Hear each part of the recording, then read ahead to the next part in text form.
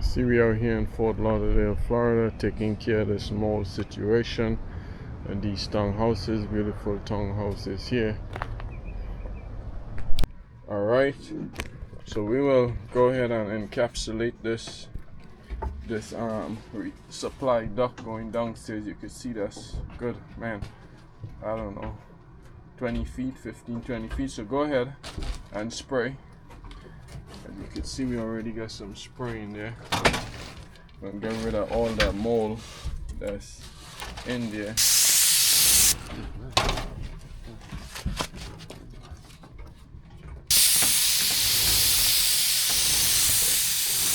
Alright, turn the trigger.